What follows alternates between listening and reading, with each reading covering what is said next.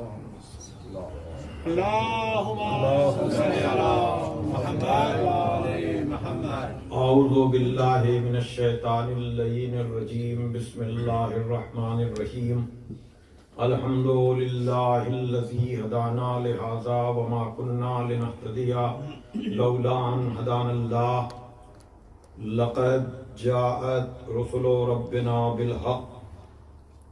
الصلاة والسلام علی النبی الامی العربی القرشی المکی المدنی البطری الابتہی التہامی الدافع جیشات الاباطیل والدامغ صولات الازالیل مولن الحق بالحق ابی القاسم محمد. اللهم صل على محمد وآلہ الطیبین الطاہرین المعصومین المظلومین الذین اذهب اللہ عنہم الرجس وطہرہم تطہیرا. اللهم صل على محمد وآل محمد. اللہ علی آدائہم اجمعین من الآن الى یوم الدین. اما بعد فقد قال علی علیہ السلام لا یقاس بآل محمد صلی اللہ علیہ وآلہ من هذه الامة احد هم اساس الدین وعماد الیقین. صلوات اللهم صل على محمد وآل محمد. بزرگان محترم و دوستان عزیز، یہ سالانہ مجلس عزا جو اس مقام پر منعقد ہوتی ہے، ایک مرتبہ پھر خراج عقیدت، نذران عقیدت اس بارگاہ عظمت میں پیش کرنے کے لیے کہ جو تاریخ آدم و عالم میں قربانی اپنی کوئی نظیر، اپنی کوئی مثال نہیں رکھتی ہے.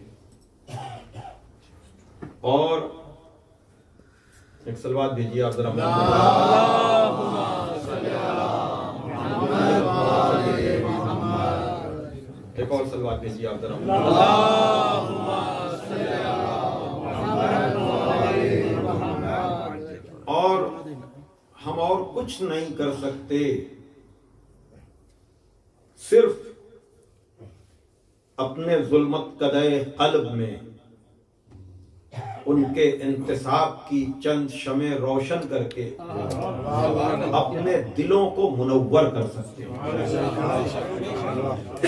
باقی بڑی بڑی باتیں کرنا آسان ہے، لیکن راہ حسین پر چلنا بہت مشکل ہے. تو اس میں بھی آدمی کو احتیاط کرنی چاہیے کہ کہیں ایسا نہ ہو کہ وہ جو کہہ رہا ہے اس کا ارادہ ہی نہ ہو اس پر عمل کرنے کا. سبحان اللہ. بہت بڑی. اس لیے کہ جہاں کوئی ہے ہی نہیں، بہرحال وہ چیزیں میں آج آپ کے سامنے عرض کروں گا. گفتگو کا ذریعہ ہمیشہ کی طرح خدائے فصاحت، مولائے بلاغت، غالب علی کل غالب، مطلوب کل طالب، حضرت علی ابن ابی طالب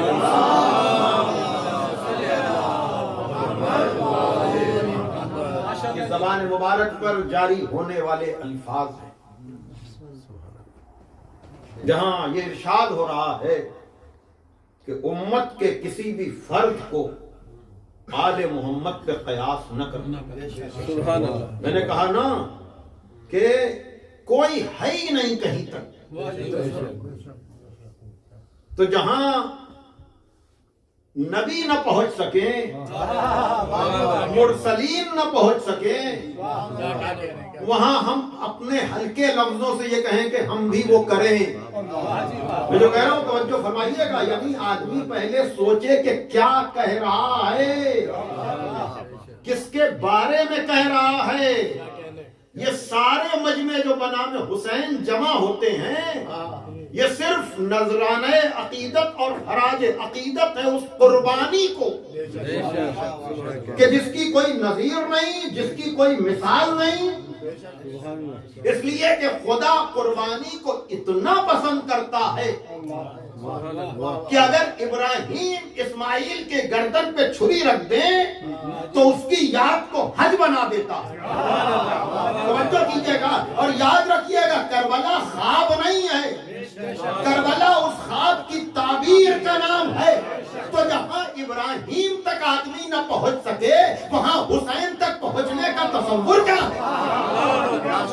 بات ہے جو محمد والے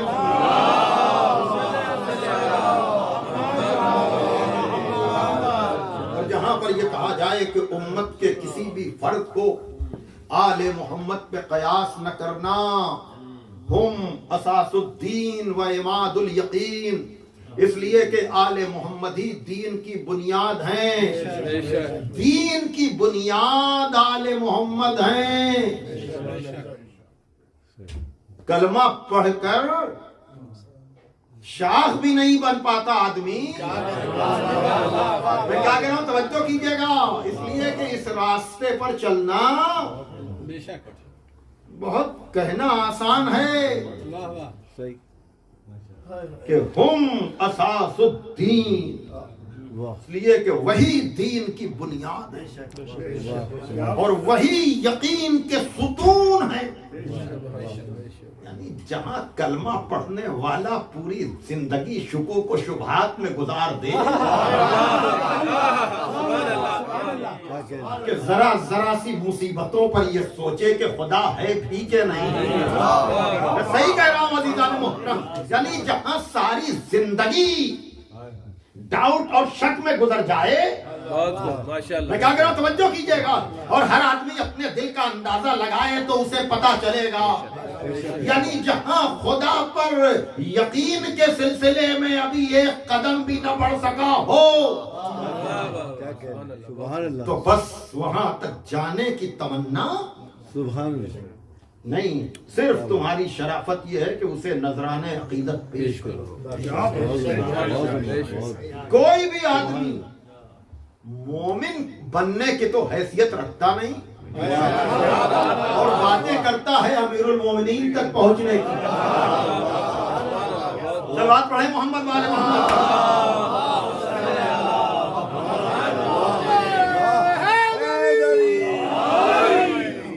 مومن کی شرطوں کو آپ نے پڑھا ہے، آپ نے خطبہ متقین کو سمجھا ہے، آپ نے ایمان کی صفتوں کا اندازہ لگایا ہے کہ جہاں نہج البلاغہ میں یہ کہا جائے کہ الایمان علی اربع دائم علی الصبر والیقین والعدل والجہاد، ایمان کے 4 ستون ہیں، صبر، یقین، عدل اور جہاد.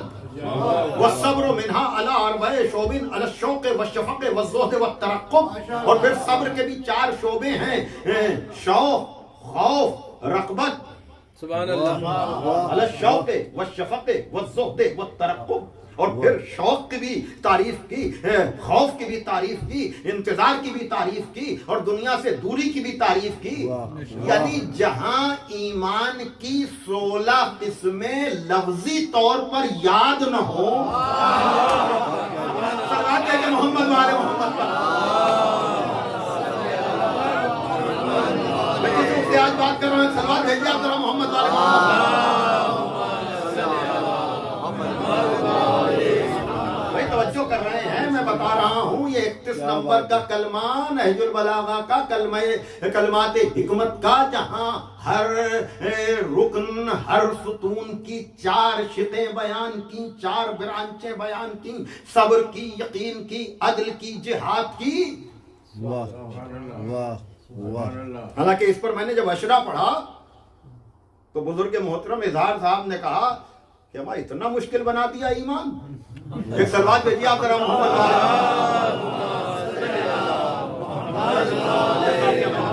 اس پر پورا اشرا پڑھ چکا ہوں امجد صاحب کے یہاں کہ ایمان ہے کیا. تو جہاں اب تک لفظی طور پر ایمان کی قسموں کا پتہ نہ ہو، وہاں آدمی باتیں کرے کہ میں یہ بنوں گا، میں وہ بنوں گا، تو ہر آدمی اپنی حد میں پہلے رہنا سیکھے. توجہ کیجئے گا. تو کیا کہا جا رہا ہے کہ ہم اساس الدین. آل محمد دین کی بنیاد ہیں. دین کی بنیاد. دین کی بنیاد کا مطلب سمجھ رہے ہیں؟ دین ہے نظریہ توحید. بھائی توجہ کیجئے گا. دین نظریے کی بات کر رہا ہوں، ورنہ خدا کو کسی کی ضرورت نہیں ہے. خدا بے نیاز ہے، وہ لازوال ہے. میں کچھ کہہ رہا ہوں، توجہ کیجئے گا. احتیاط سے لفظیں ادا کر رہا ہوں کہ نظریہ توحید کی بنیاد ہے حسین. بھائی توجہ کیجئے گا. اول الدین معرفتہ، دین کا اول، دین کا آغاز معرفت توحید ہے.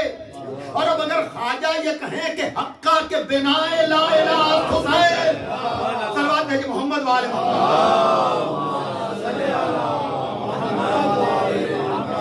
توجہ کیجئے گا. حقہ کے بنا لا الہ حسین. حق یہ ہے کہ حسین بنا لا الہ ہے.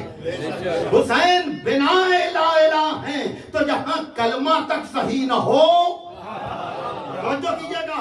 اب یہ حسین ابن علی کی منزل ہے کہ جہاں پر آ کر اگر آپ دیکھیں تو اگر نبی یہ کہیں کہ حسین منی وانا من حسین، حسین مجھ سے ہے اور میں حسین سے ہوں، ظاہر سی بات ہے کہ سارے انبیاء نظریہ توحید کو منوانے کے لیے آئے. سارے انبیاء نظریہ توحید کو پہچانوانے کے لیے آئے. سارے انبیاء لا الہ الا اللہ کہلوانے کے لیے آئے. لیکن آدم ہو، نوح ہو، ابراہیم ہو، اسماعیل ہو، ان سب نبیوں پر ہمارا درود بھی ہے، ہمارا سلام بھی ہے. لیکن ان کا سید کون ہے؟ ان کا سردار کون ہے؟ ان کا بابا کون ہے؟ ان کا ملجا کون ہے؟ طٰہٰ کون ہے؟ یاسین کون ہے؟ مزمل کون ہے؟ مدثر کون ہے؟ اسلام طاہرہ سے ارحام مطہرہ کی طرف منتقل ہونے والا کون ہے؟ آدم کس کے دروازے پر جا کر سلام کر رہے ہیں؟ نوح کس کے دروازے پر جا کر سلامی دے رہے ہیں؟ موسیٰ اور عیسیٰ کس کے لیے زمین کو ہموار کر رہے ہیں؟ ظاہر سی بات ہے وہ وہی سردار انبیاء ہے جو لولا کلمہ خلقت الافلاق ہے، جو طٰہٰ ہے، جو یاسین ہے، جو مزمل ہے، جو مدثر ہے، جو اسلام طاہرہ سے ارحام مطہرہ کی طرف منتقل ہونے والا ہے. سب کا سردار وہی ہے. علم اول وہی ہے، عشق اول وہی ہے، خلق اول وہی ہے. کائنات اسی کے صدقے میں پیدا کی گئی ہے. لیکن جو سب کچھ ہے وہ کہہ رہا ہے کہ میں حسین سے ہوں.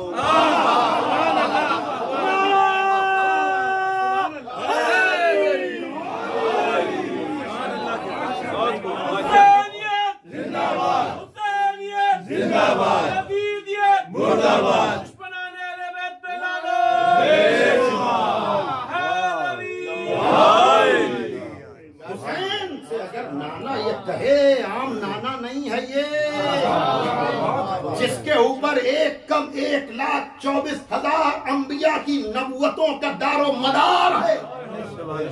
نبی کی زبان سے نکلے ہوئے ہر لفظ کی گہرائی کو سمجھیں، گہرائی کو جانیں. میں یہ سال شخصیتوں کا تعارف کرا رہا ہوں اور ان کا تعارف نہیں بلکہ ان کے ذریعے سے میں اپنا تعارف کرا رہا ہوں تاکہ یہ بتاؤں کہ ہمارا شجرہ ہے کیا. صلوات ہے کہ محمد والے محمد. میں سال مختلف مجلسوں میں گفتگو کر رہا ہوں، جناب ہاشم کی، جناب عبد المطلب کی، جناب عبداللہ کی، اور اب جو خمسہ چل رہا ہے اس میں جناب ابو طالب کے حضور نذرانہ عقیدت پیش کیا جا رہا ہے. لیکن کل بھی میں نے کہا تھا کہ چونکہ جو جناب ہاشم کو نہیں بھی جانتے پوری طرح ہے، جناب عبد المطلب کو نہیں جانتے، جناب عبداللہ جناب ابو طالب کو نہیں جانتے، وہ بھی حسین ابن علی کو جانتے ہیں. تو کیا کہنا، اس کائنات میں جو سلسلہ ہے اس سلسلے میں حسین سب کا مرکز ہے. سلوات پڑھیں آپ محمد والے محمد. اس لیے کہ جہاں پر ہم نسبتوں پر یہی ہوتا ہے نا کہ بھائی ہم فلاں کو جانتے ہیں، فلاں کو جانتے ہیں، فلاں کو جانتے ہیں. بھائی آپ سب کو جانتے ہیں، خود آپ کیا ہیں؟ خود آپ کیا ہیں؟ لیکن یہ عجب خاندان ہے. میں پھر بات کہہ رہا ہوں، کل بھی میں نے کہی تھی. کل جناب جناب ابو طالب کے ذریعے سے کہی تھی، آج امام حسین کے لیے میں وہ بات کہہ رہا ہوں۔ عزیزان محترم ذرا آپ اندازہ لگائیں کہ جس خاندان میں اتنی بڑی شخصیت ہو کہ جس دروازے پر آ کر سارے انبیاء سلامی دیتے ہوں، اب اس نواسے کو آپ کیا کہیں گے کہ نانا جس کی نسبت پر فخر کرے؟ کیا کرو توجہ کیجیے گا بھائی، دیکھیے ایسے بڑے سے تو ہر آدمی اپنے کو جوڑتا ہے کہ ارے میں ان سے متعلق ہوں، میں ان سے متعلق ہوں، اور جو اصحاب اور ازواج کا ہنگامہ برپا ہے وہ اسی وجہ سے ہے کہ یہ نبی کے اصحاب ہیں، یہ نبی کی ازواج ہیں، تو کیا اور کی پر آپ فخر کر رہے ہیں؟ لیکن ذرا اس حسین کو بھی تو سمجھو کہ جس کی نسبت پر نبی فخر محسوس کر رہا ہے۔ صلوات ہے کہ محمد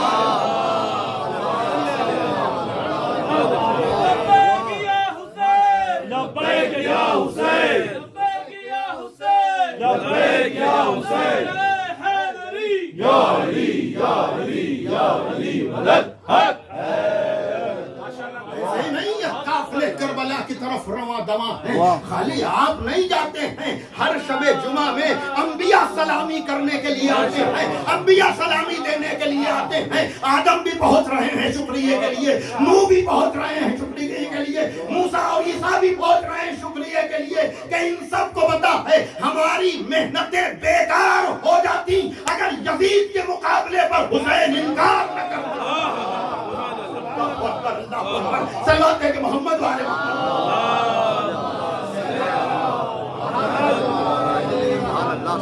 اگر انکار حسین نہ ہوتا سب کی محنتیں بیکار ہو جاتی، سب پہچنوانے آئے تھے اللہ کو، لیکن اللہ کے ہونے کا اقرار انکار سے شروع ہوتا ہے۔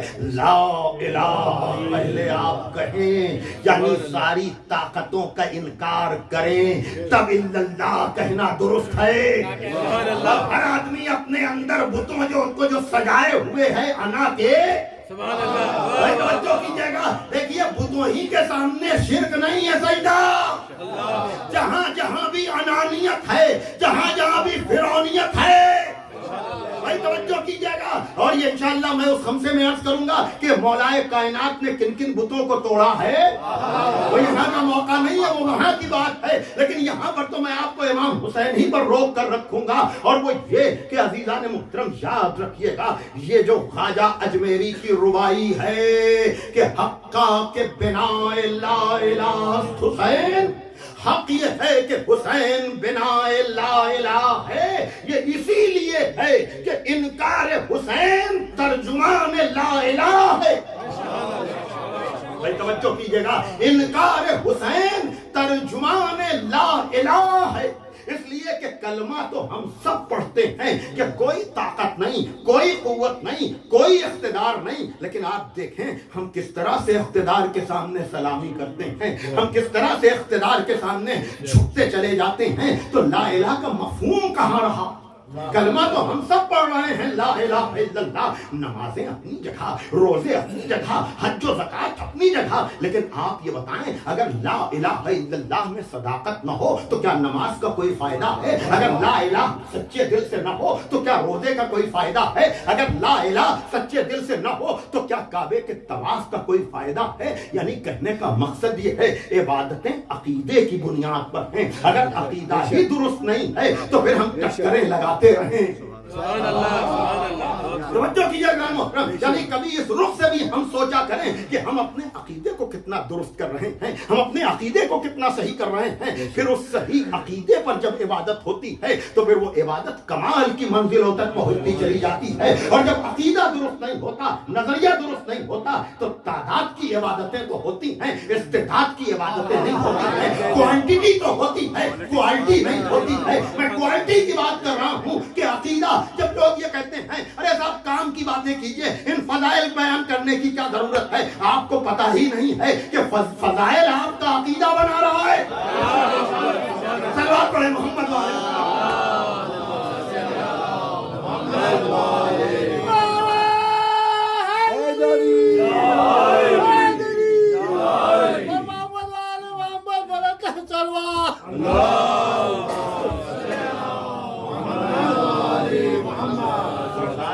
وجہ سے دکھائی نہ دینے والا عقیدہ آپ کا مضبوط ہو رہا ہے. ان فضائل کی وجہ سے نظریہ لا الہ اور اس کا کانسیپٹ کلیئر ہو رہا ہے کہ ہم تو سمجھ نہیں پا رہے ہیں، لیکن جس حسین کو سلامی دے رہے ہیں، توجہ کیجئے گا، اس نے نظریہ لا الہ کو بچایا ہے. اگر وہ نہ ہوتا تو مفہوم لا الہ عملی نہ ہو پاتا. جبھی تو اقبال نے بھی یہی بات کہی کہ عجب طرح سے بحر حق در خاک و خون غلطی داست، بس بنا لا الہ گردی داست. حسین حق کے لیے خاک و خون میں نہائے، اس لیے بنائے لا الہ کہلائے. توجہ کیجئے گا، اس لیے بنائے لا الہ کہلائے. لیکن کیا کہنا اس حسین ابن علی کا کہ جس نے لا الہ کو بھی پہچنوایا، جس نے الا اللہ کو بھی پہچنوایا. اس لیے کہ اقبال نے آگے کہا کہ نقش الا اللہ بر صحرا نوش، سطر عنوان نجات ماں نوش. حسین نے اپنے سجدے سے ریگزار کربلا پہ لا الہ لکھ دیا. بھائی توجہ کیجئے گا، یعنی گویا کہ لا الہ الا اللہ ایک ہے انکار، ایک ہے اقرار. اگر یہ دونوں صحیح ہوں تب تو عقیدہ توحید صحیح ہوگا، ورنہ زبان سے کہہ بھی دیا لا الہ تو کیا حاصل، دل و نگاہ مسلمان نہیں تو کچھ بھی نہیں. صلوات پڑھیں محمد والے محمد.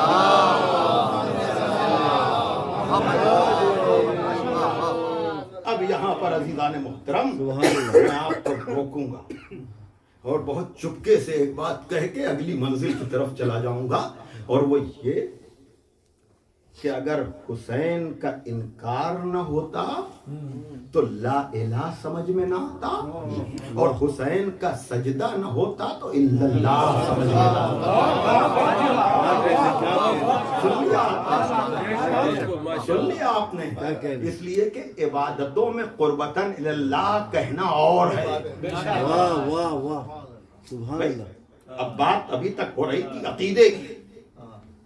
عمل وہی ہے جو عقیدے سے مربوط ہو. توجہ کیجئے گا، ابھی تک میں بات کر رہا تھا نظریہ لا الہ کی. اب آپ اہم ترین عبادت ہے نماز. ان قبلت قبلہ ما سواہا، اگر یہ قبول تو سارے اعمال قبول. نماز مومن کی معراج ہے. نماز کو کبھی فراموش نہ کیا کیجئے، نماز کو کبھی ہلکا نہ سمجھا کیجئے. ائمہ کی آخری وصیتوں میں نماز کی وصیت ہے. ہمارے اور آپ کے چھٹے امام نے کہا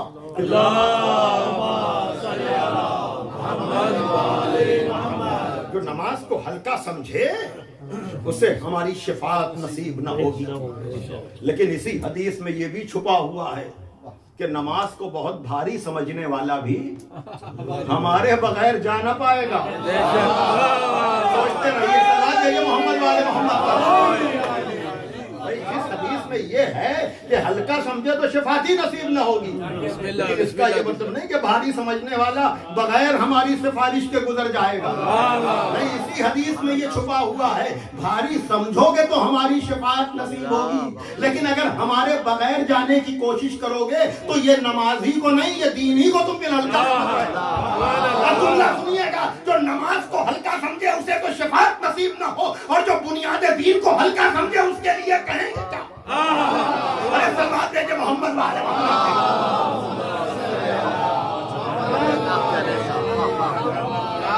سلوات اور بھیجیے آپ محمد والے.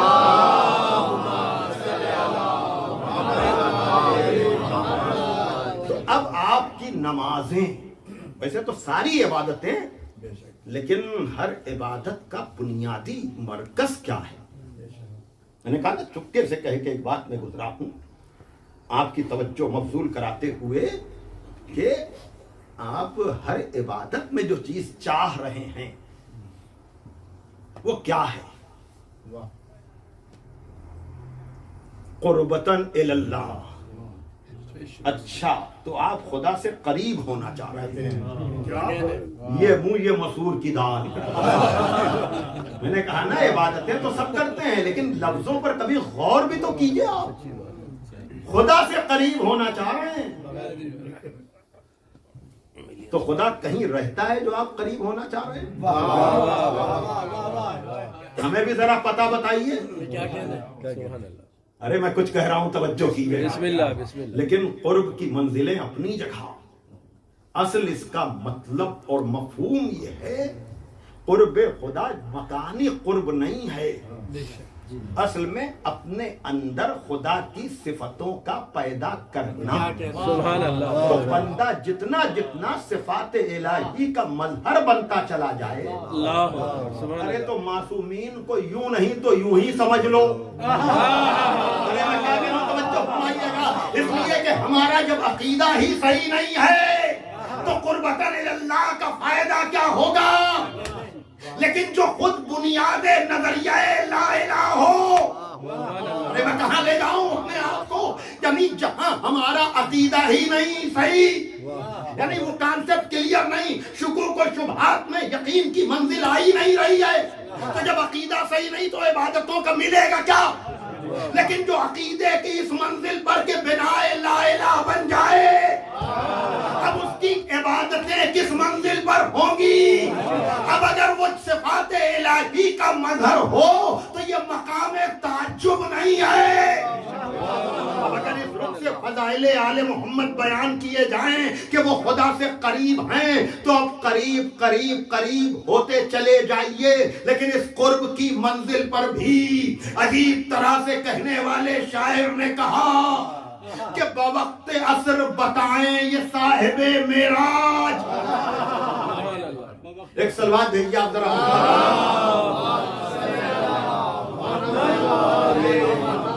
چلیے آئیے، نبی اللہ ہوں، رسول اللہ ہوں، اولیاء اللہ ہوں، یہ سب اپنی جگہ پر. یہ سب خدا کا لشکر ہے نا. توجہ کیجئے گا میں کہاں پر آپ کو لے کر کے آیا ہوں. بنائے لا الہ سے سجدہ حسینی تک. توجہ کیجئے گا، بنائے لا الہ سے سجدہ حسینی تک. اور میں نے دونوں منزلوں پر اپنے کو آئینہ دکھایا ہے کہ جہاں عقیدہ بھی صحیح نہیں، جہاں عبادت میں بھی ساری بھولی ہوئی باتیں نمازی میں یاد آتی ہوں. میں کچھ کہہ رہا ہوں توجہ کیجئے گا. اور روزے کا سارا معاملہ افطاری کی نظر ہو جاتا ہو، حج کا سارا معاملہ اپنے کو حاجی لکھوانے کی فکر میں گزر جاتا ہو. ارے صلوات پڑھیں آپ محمد والے محمد پر. تو امت اور ہے، آل محمد اور ہے. توجہ فرمائیے گا. عجب طرح سے کہا کہ بوقت عصر بتائیں یہ صاحب معراج، بسم اللہ. کہ خدا سے اب بھی کوئی فاصلہ حسین کا ہے. کہاں لے آیا. وقت عصر بتائیں یہ صاحب معراج. اے اپنی عبادتوں میں خدا سے قرب کی دعا کرنے والوں، ذرا حسین کے سجدے کو سلام بھی تو کرو. اس لیے کہ اب وہاں پر میرے استاد مولانا آغروی صاحب قبلہ نے عجب شعر کہا کہ قریب عصر کا منظر عجیب منظر تھا. قریب عصر کا منظر عجیب منظر تھا. علی کا خون اکیلا خدا کا لشکر.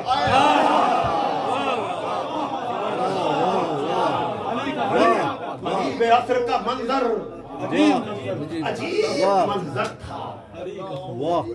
علی کا خون. میں نے کہا نا انبیاء اپنی جگہ، اولیاء اپنی جگہ، وہ سارا خدا کا لشکر ہے. لیکن اب وقت عصر، قریب عصر کا منظر عجیب منظر تھا. علی کا خون اکیلا خدا کا لشکر تھا. ابھی شعر سنیے، ابھی بات تمام نہیں ہوئی ہے کہ میان لشکر اہل ستم علی اکبر. میان لشکر اہل ستم علی اکبر، خدائے صبر کا بھیجا ہوا پیمبر.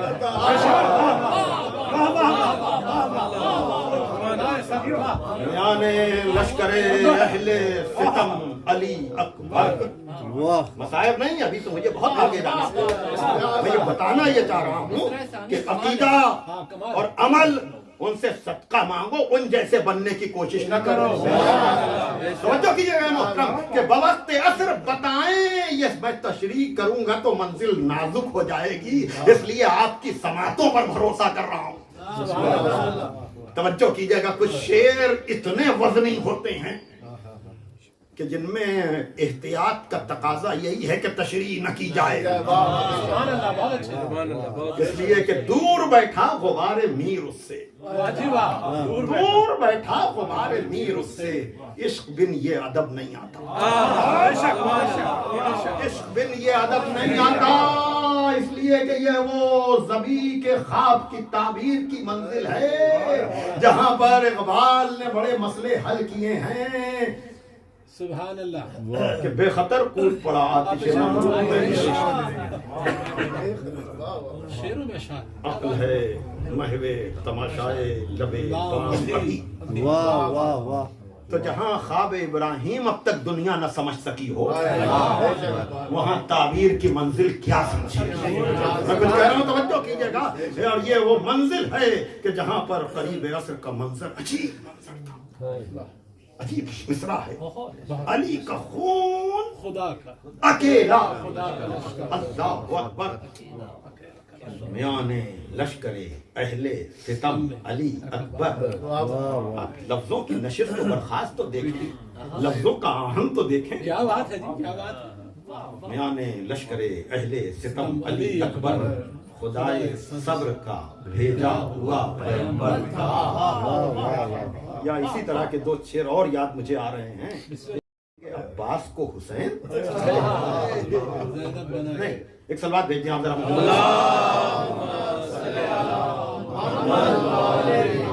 حیدر بنا کے بھیجیں گے عباس کو حسین، زینب کو کربلا کا پیمبر بنائیں گے۔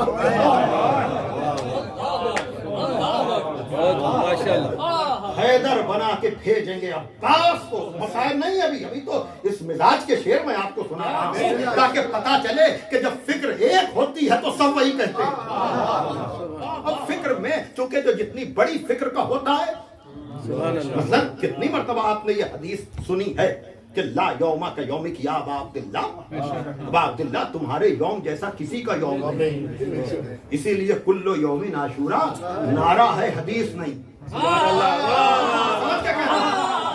نعرہ ہے حدیث نہیں، لیکن حدیث اس سے ٹکرائے گی پھر جب دوسرے معصوم نے، جو دوسرے امام نے کہہ دیا کہ لا یوم کا یوم، آپ کے یوم جیسا کسی کا یوم نہیں ہے، تو ہر یوم یوم عاشور کیسے ہو سکتا ہے؟ بھائی دیکھ رہے ہیں نا، یہ امام حسن نے امام حسین کو دیکھ کر کہا کہ لا یوم کا یومک یا ابا عبداللہ تمہارے یوم جیسا کسی کا یوم نہیں ہے۔ اب اس پر آیت اللہ العظمہ وحید خراسانی کی سب ٹائٹل کے ساتھ تقریر ہے، فارسی میں تقریر، اور ساتھ میں آپ اس کی توضیح و تشریح سنیں کہ جس میں انہوں نے یہ بات کہی کہ اگر معصوم کہہ دے کہ لا یوم کا یوم، تمہارے یوم جیسا کسی کا یوم نہیں، تو پھر نہ آدم کا یوم حسین جیسا، نہ نوح کا یوم حسین جیسا، نہ موسیٰ اور عیسیٰ کا یوم حسین جیسا، یعنی دہر نے جتنے بھی یوم دیکھے ہیں وہ کسی کا یوم بھی حسین کے یوم جیسا نہیں ہو سکتا، جبھی تو سب حسین کے در پر جا کر سلامی دے رہے ہیں۔ لا یوم کا یومک یا ابا عبداللہ، حیدر بنا کے بھیجیں گے عباس کو حسین، کیا کہنا زینب کو کربلا کا پیمبر بنائیں گے۔ یہی پر میں آپ کو روکوں تو یوں کہوں کہ بنت ابن علی کا سجدہ، بنت علی کا خطبہ، سجدے پر بات ہو رہی ہے، الا اللہ بر صحرا نوشت، بنت علی کا خطبہ، ابن علی کا سجدہ، بنت علی کا خطبہ۔ کیا بتاؤں کہ خطبہ کیا ہے؟ بنت علی کا خطبہ، ابن علی کا سجدہ، ایک گفتگو خدا سی، ایک گفتگو خدا سے۔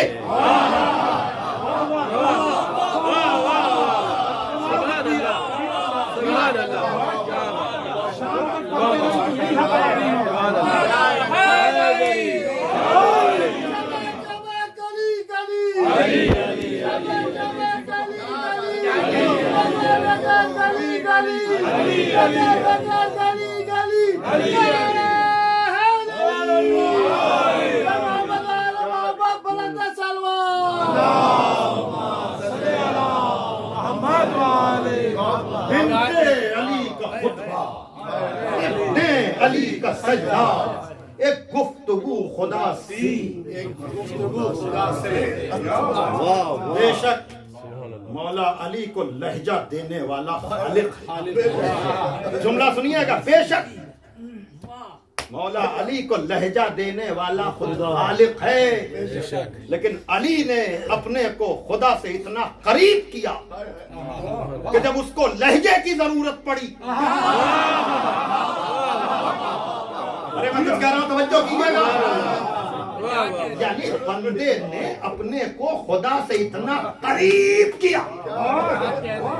ارے میں کہاں جاؤں کہ اب اگر اس کو گفتگو کرنا ہوئی، بھائی اس نے گفتگو تو موسیٰ سے بھی کی ہے، لیکن کلیم اللہ سے گفتگو بے لہجہ ہے۔ وہاں کسی لہجے کی ذکر نہیں ہے، میں کہاں جاؤں، وہاں کسی لہجے کا ذکر نہیں ہے، لیکن جب معراج میں اپنے حبیب سے گفتگو کرنا ہوئی تو آپ کو ذکر علی اجنبی لگے تو لگے آپ کا مقدر، لیکن خدا کو پتا ہے کہ نبی کو کیا پتا۔ معراج پہ سرور نے کہا ہے کہ علی تھا، پر مولوی تیری یہ ضد ہے کہ پردے میں جلی تھا، اور مانا کہ وہ اللہ تھا، پر ماننا تو بھی اس سب تیرا اللہ میرے مولا کی شبیہ تھا۔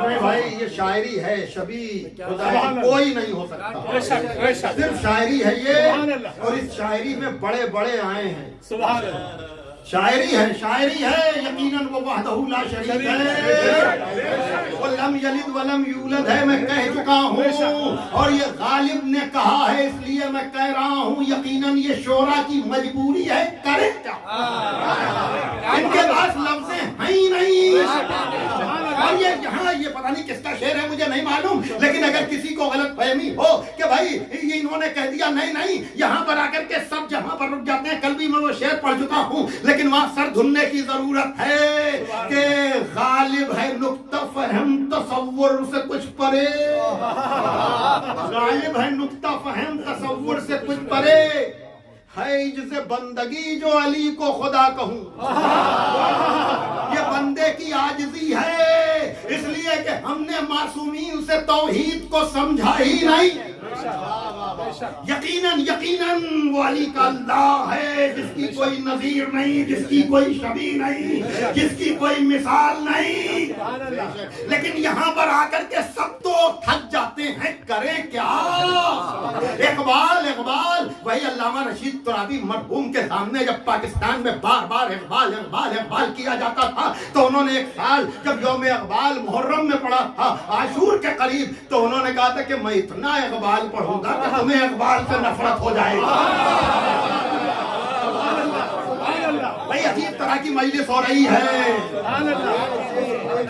میں کیا کروں جہاں پر اقبال یہ کہیں کہ ولی بھی رند بھی شاعر بھی کیا نہیں اقبال، ولی بھی رند بھی شاعر بھی کیا نہیں اقبال، کوئی حساب ہے کم وقت کے کمالوں کا، کوئی حساب ہے کم وقت کے کمالوں کا، سنا ہے صورت سینہ نجف میں بھی اے دل،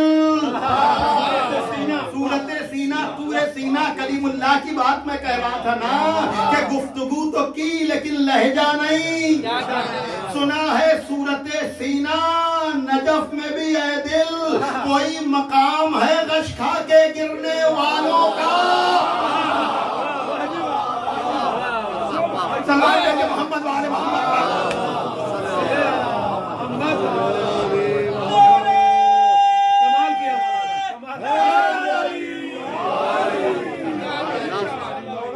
بنت علی کا خطبہ، ابن علی کا سجدہ، ایک گفتگو خدا سی، ایک گفتگو خدا سے۔ یاد رکھیے گا بی بی زینب بے پردہ ہوئی ہیں، بے پردہ نہیں ہوئی، صاحب نہیں ہے، اس لیے کہ یہ پردہ اس کمال پر ہے جہاں لہجے پر بھی علی کا پردہ ہے۔ کہاں جاؤں توجہ کیجیے گا، ظاہر سی بات ہے کہ پروردگار نے پہلے علی کو لہجہ دیا، لیکن دے کر پسند اتنا آتا ہے اللہ کو ان کے عمل کی وجہ سے کہ کبھی لہجہ لیتا ہے، کبھی نفس لیتا ہے. کہاں جاؤں توجہ کیجیے گا، یہ تو تاریخ ہے نا. بحر المعارف ملا عبد الصمد حمدانی نے اپنی کتاب بحر المعارف میں اس بات کو لکھا کہ معراج میں پروردگار نے اپنے حبیب سے علی کے لہجے میں گفتگو کی تاکہ مہمان کی دلجوئی ہو، قرب کمال کی منزل. لیکن شاعر کہہ رہا ہے بوقت عصر بتائیں یہ صاحب معراج کہ خدا سے اب بھی کوئی فاصلہ حسین کا ہے. کوئی حسین کے راستے پہ کیا چلتا کہ سنا کی نوک بھی، کوئی حسین کے نقش قدم پہ کیا چلتا. یہیں سے گفتگو میں نے شروع کی تھی نا کہ باتیں بڑی بڑی کرنا آسان ہے، لیکن کل شعلہ جون پوری نے مجھے یہ شعر جون پور سے سنایا، اس لیے کہ عزیزان محترم میں نے ان کو 3-4 مہینے پہلے میر تقی میر کا شعر سنایا. ایک شعر تو ہم جیسوں کے لیے ہے اور ایک شعر معصومین کے لیے ہے. سن لیجئے بھائی، کل میں یاد کر رہا تھا تو ان سے میں نے کہا ذرا وہ سنائیے تو جو آپ سنا رہے ہیں میں نے آپ کو کیا سنایا تھا. ظاہر سی بات ہے کہ سمیع صاحب تو ان شعروں کو میری طرف منسوب کر دیتے ہیں جن میں نام نہیں لیتا، لیکن میں ممبر پر بیٹھ کر کہہ رہا ہوں کہ بھیا میں شعر کہہ نہیں پاتا ہوں، بس کوشش یہ ہوتی ہے کہ خدایا حمد تیری حق بجانب. خدایا نہیں اور تھوڑا سا میں وقت لے لوں تھوڑا سا. پڑھنا ہے مجھے شاہ زمانہ کا قصیدہ. الفاظ ہیں کم قامت و کم قیمت و کم روح. میری مجبوری. الفاظ ہیں کم قامت و کم قیمت و کم روح. ایک وہ کہ زبانوں کی رسائی سے بھی بالا، ایک وہ کہ زبانوں کی رسائی سے بھی بالا، ایک میں کہ مجھے ٹھیک سے آتی نہیں اردو. مجھے ٹھیک سے آتی نہیں اردو تو پھر میں کروں کیا. خدایا حمد تیری حق بجانب، خدایا حمد تیری حق بجانب، علی سے حب ایمانی بہت ہے. خدایا حمد تیری حق بجانب، علی سے حب ایمانی بہت ہے. تیرے قرآن سے الفاظ لے لوں، تیرے قرآن سے الفاظ لے لوں کہ مجھے شوق ثنا خانی بہت ہے.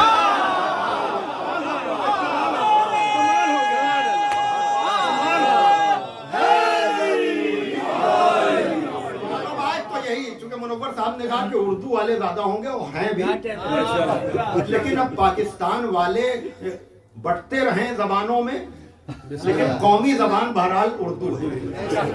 ایک سلوات بھیجیے آپ ذرا محمد والے.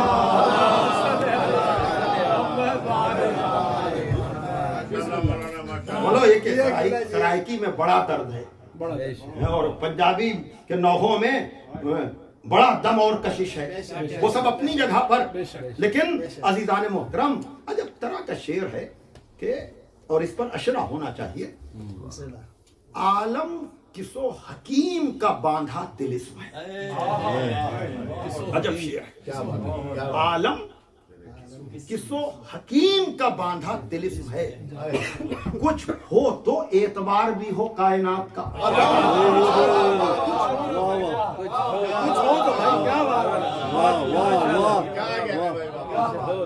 بڑے بڑے امپائر، بڑی بڑی تمنائیں، بڑے بڑے پلان، ایک سیکنڈ میں ذرا سے سر کے درد کی وجہ سے کچھ اچھا نہیں لگتا. عالم کسو حکیم کا باندھا طلسم ہے.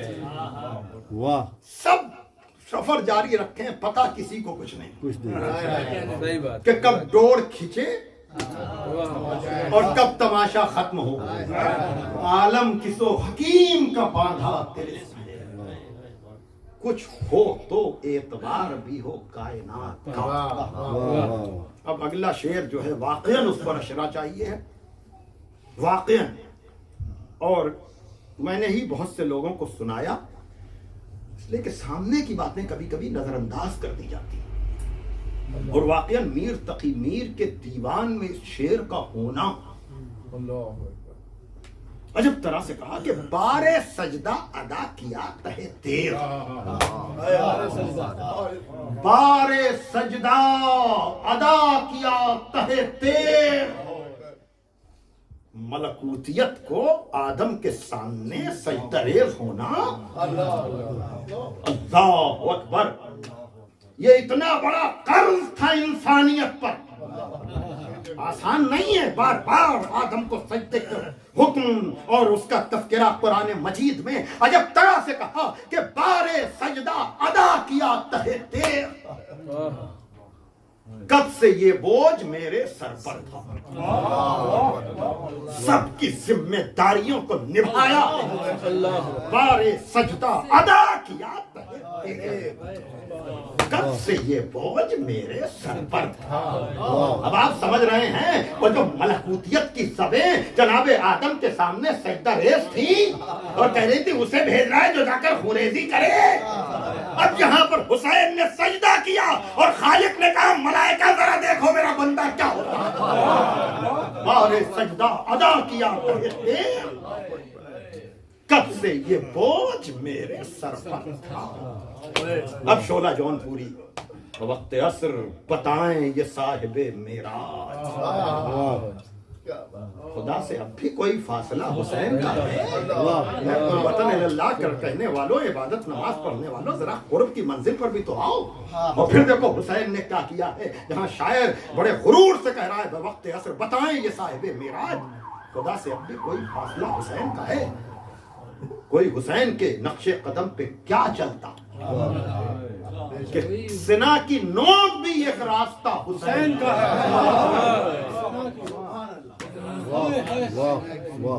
سنا کی نوک بھی ہے کبھی، کوئی ضرورت نہیں ہے اور زیادہ مصائب کی، تنہائی میں بیٹھ کر خالی یہ سوچئے کہ ایسے شریف اور ایسے بنا لا الہ کا سر نو کے نظام تو پھر بیٹا دیکھ رہا ہے، بہن دیکھ رہی ہے، اور انہی شعلہ جون پوری نے واقعا بڑے بڑے مرثیے ایک طرف اور شعلہ جون پوری کا یہ شعر ایک طرف، اور وہ یہ کہ ہو جائے گا کچھ تجھ کو بھی احساس کربلا، ہو جائے گا کچھ، ہو جائے گا کچھ تجھ کو بھی احساس کربلا، تنہا کسی عزیز کی میت اٹھا کے دے،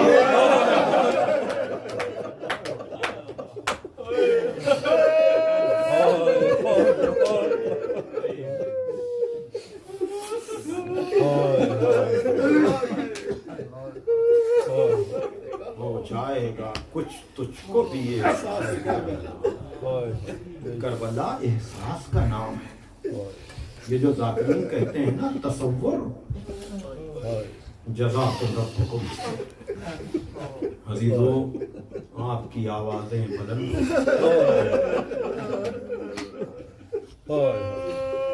میں نے اشاروں میں بہت سی باتیں کی،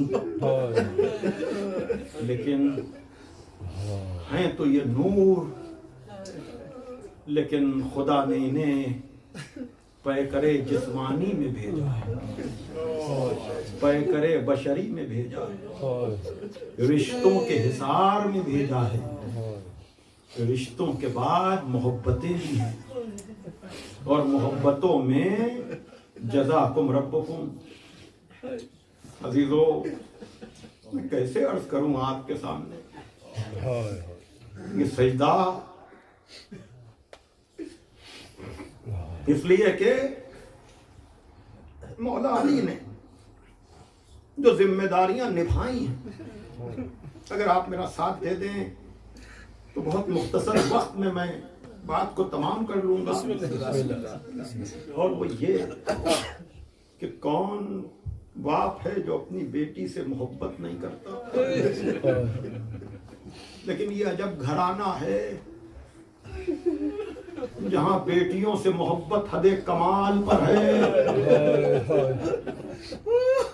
اور اتنی محبت ہے معتبر ترین روایتوں میں یہ ہے کہ وقت آخر رسول کا سر اپنی بیٹی کے زانوں پہ تھا.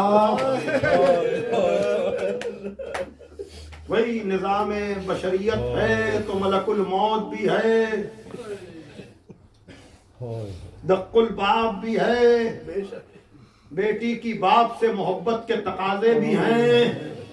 بیٹی نہیں چاہتی کہ اب کوئی میرے بابا کو, لفظیں نہیں ہیں میرے پاس, لیکن جب 3 مرتبہ دق الباب ہوا, بیٹے کی محبت آنسو بن کر ٹپکی. رحمت للعالمین کے رخسار پہ زہرا کے آنسو گئے. وقت آخر ہونے کے باوجود پیغمبر کی آنکھ کھلی. جیسے ہی دیکھا, کہا کیا بات ہے بیٹی, کیوں رو رہی ہو؟ کہا بابا کوئی شخص کئی مرتبہ دق الباب کر چکا.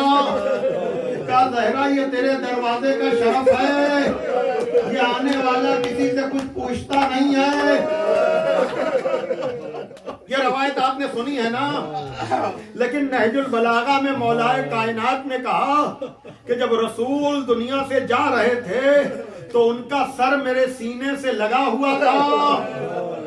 تب میں نے ان دونوں روایتوں کو یوں جمع کیا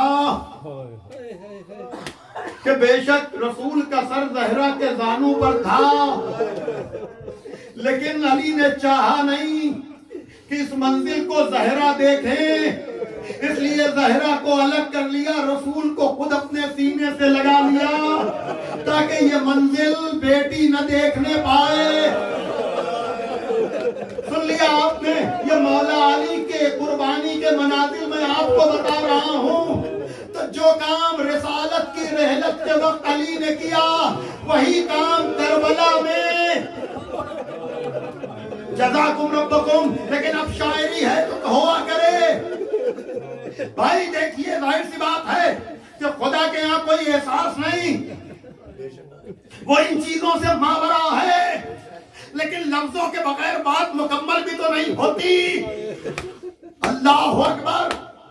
غیب سے آئی ندا جب تہے خنجر تے حسین, غیب سے آئی ندا جب تہے خنجر تے حسین. ارے فاطمہ تو نہ تڑپ, ہم ہیں رگے جہاں سے قریب. اللہ اکبر. شاعر بھی کہاں جا رہا ہے لیکن مجھے نہیں معلوم اب خدا کا نمائندہ بن کر اس فریضے کو انجام کون دے گا. اس لیے کہ آپ کو پتا ہے جس سجدے کا میں نے مسلسل ذکر کیا, جس سجدے کا میں نے حوالہ ہمیشہ دیا اور اس مرتبہ بھی دے رہا ہوں, اور وہ یہ کہ اب جب شمر کا خنجر چلنے لگا نا تو عزیزو انبیاء نظریں پھیر پھیر کر چلے گئے اور آواز دی نہیں ہم یہ منظر نہیں دیکھ سکتے, ہم یہ منظر نہیں دیکھ سکتے. لیکن وہ ماں جس نے چکیاں پیس کر بالا تھا, ارے سب چلے جائے تو چلے جائیں, وہ ماں کیا کرے؟ جزاکم ربکم. وہ ماں کیا کرے؟ ایک مرتبہ 2 ہاتھ نمودار ہوئے, آ میرے لال میری آغوش میں آ جا. سیدہ کا زانو, حسین کا سر, شمر کا کن خنجر.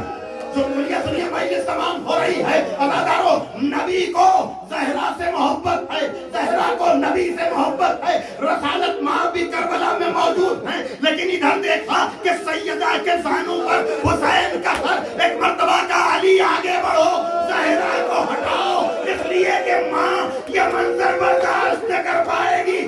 یہی وہ موقع تھا جب علی آگے بڑھے اور کہا جزاکم ربکم, جزاکم ربکم, جزاکم ربکم. بس شہادت نہیں پڑھ پاؤں گا, لیکن علامہ رشید ترابی مرحوم کے 2 جملے بیان کر کے مجلس کو تمام کروں گا کہ کہاں کہاں ہے علی, کہاں کہاں ہے علی. رسالت مآب جائیں تو علی آ جائیں, زہرا کے زانوں پر سر ہو تو رسالت مآب کہیں زہرا کو ہٹاؤ. ارے ماں برداشت نہ کر پائے گی. شام غریبہ میں آ جائے, بیٹی جاؤ آرام کرو, تمہارا بابا آ گیا. یہ شام, یہ بازار آسان نہیں ہے. میں نے پہلے پہلے بھی کہا لیکن کیا کروں، نئے مصائب میرے پاس نہیں ہیں، یہ مصائب کا اثر ہے کہ وہی سنے ہوئے مصائب ہیں لیکن دلوں پر اثر ہوتا ہے۔ تو یہ مجلس تمام ہو رہی ہے، شام میں جانا آسان نہیں ہے، لیکن علامہ رشید ترابی مرحوم کے یہ جملے ہیں کہ جب دربار یزید میں جانے کا مرحلہ آیا نا تو یزید کے دربار کے 7 دروازے تھے، اور جب حکم آ گیا کہ اب دربار میں جانا ہے، آئینے بندی کے بعد گھنٹوں کے انتظار کے بعد ایک مرتبہ بیویاں چلنے لگیں تو علامہ فرماتے ہیں جناب زینب اس دلیر باپ کی بیٹی کا نام ہے کہ جب دربار میں جانے کا مرحلہ آیا تو کبھی رباب کے پاس جاتی ہے، کہتی ہے زینب تمہارے پاس ہے، کبھی فضہ کے پاس جاتی ہے، ارے زینب تمہارے پاس ہے، یعنی بیوی زینب ایک ایک بیوی کو تسلی دے رہی ہے کہ ارے میں ساتھ میں ہوں۔ لیکن علامہ فرماتے ہیں یزید کے دربار کے 7 دروازے تھے، حسین زینب ایک تسلی دے رہی ہیں، لیکن جب 7ویں دروازے سے دربار یزید نظر آیا تو علی کی بیٹی بیٹھ گئی، علی کی بیٹی بیٹھ گئی۔ ایک مرتبہ سید سجاد آگے بڑھے، کہا پھوپھی اماں کیا بات ہے، پھوپھی اماں چلیے۔ علامہ کہتے ہیں کہ ایک مرتبہ جناب زینب نے کہا میرے لال 21ویں رمضان کی رات تھی، میں بابا کے پاس بیٹھی ہوئی تھی، میرا بابا کہہ رہا تھا زینب بیردا دربار میں جانا ہوگا، تو میں نے بابا سے کہا تھا اس قیامت کے وقت اگر میں آپ کو بلاؤں گی تو بابا آ جانا۔ ایک مرتبہ یا علی کہا، آگے آگے سجاد، پیچھے پیچھے بیویاں، یہ مولا علی کی ذمہ داری ہے کہ ہر جگہ مشکل کشا بن کر آئیں اور سب کی مدد کریں۔ ہمارا سلام ہو اس عزم پر، اس حوصلے پر جس نے سب کو تسلی دی۔ مولا اس قوم کا مقدر بھی سنوار دیجئے۔ واہ حسینہ، واہ مظلومہ، واہ سیدہ، واہ مظلومہ، الا لعنت اللہ علی الظالمین، سیعلم الذین ظلموا علیہم ینقلبون۔ پروردگار ان بلند ہوتی ہوئی آوازوں پہ اپنی رحمت نازل فرما۔ پروردگار ہم سب کی نگاہیں اعراض پر ٹکی ہوئی ہیں، خاص دعاؤں میں یاد رکھیں پروردگار یہ 40 کا جو وہ مرکزی اور وہی بات جو ساری ہم نے کی ہے، سلامی کے لیے انسانیت کی شرافت یہی ہے کہ اس موقع پر حاضر ہوا جائے جب بہن بھائی کو اپنی وہ ساری رودات سنانے کے لیے وہاں پہنچی تھی تو آپ بھی مرکز بن جاتے ہیں۔ میں بھی 1 سال گیا تو میں نے یہ جملے وہاں ہوٹل کی اس بلندی سے سارے مجمع کو دیکھ کر میں نے کہا تھا آج اس کربلا میں اتنا بڑا مجمع ہے، لیکن جب پہلی مرتبہ بی بی زینب اجڑ کر آئی ہیں تو سناٹا سا سناٹا تھا۔ ہاں تو اس پروگرام کو دشمن کی نظر نہ لگنے پائے۔ معبود تو مسبب الاسباب ہے، بہتر سے بہتر طریقے سے لوگ جا کر کے سلامی کا فریضہ انجام دے سکے۔ ہمیں کامل الایمان فرما، ملت کو متحد فرما، سرکار امام زمانہ کے حضور ہمارے اس پرسے کو شرف قبولیت عطا فرما اور گنہگاروں کو اس لائق بنا کہ ہمارا شمار بھی ان کے انصار و اعوان میں ہو سکے۔ اللہم تقبل منا انکا انت السمیع العلیم۔ ماتم حسین۔